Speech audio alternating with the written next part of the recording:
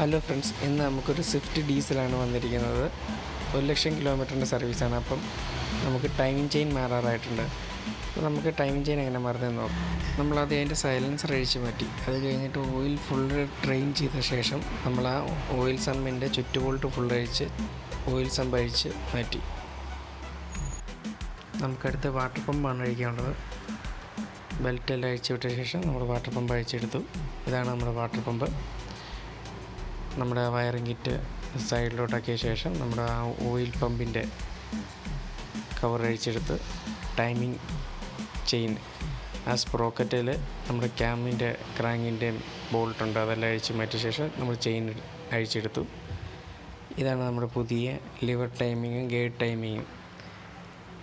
ഇത് സ്പ്രോക്കറ്റ്, ഇത് നമ്മുടെ ടൈമിംഗ് ചെയിനാണ്. ഇതതിൻ്റെ അഡ്ജസ്റ്റർ. നമുക്കതെങ്ങനെ ഇടുന്നതെന്ന് നോക്കാം. ഇനി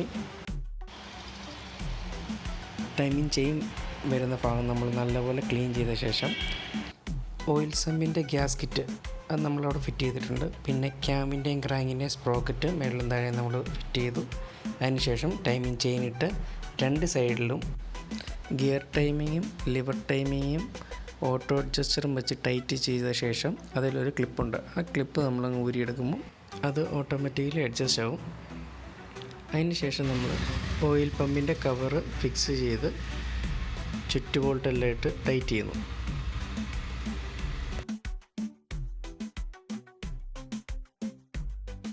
നമ്മൾ ആദ്യം അഴിച്ച സമ്പ് നല്ലപോലെ ക്ലീൻ ചെയ്ത ശേഷം ബോണ്ട് വെച്ച് ചുറ്റുബോൾട്ടിട്ട് നല്ലപോലെ ടൈറ്റ് ചെയ്ത് സൈലൻസറും പിടിപ്പിച്ച് ഓയിൽ കൂളൻ്റ് ഫില്ല് ചെയ്ത് ബെൽറ്റ് ഇട്ട് വണ്ടി സ്റ്റാർട്ട് ചെയ്ത് ടെസ്റ്റ് ഡ്രൈവ് ചെയ്ത ശേഷം കസ്റ്റമർക്ക് ഹാൻഡ് ഓവർ ചെയ്തു.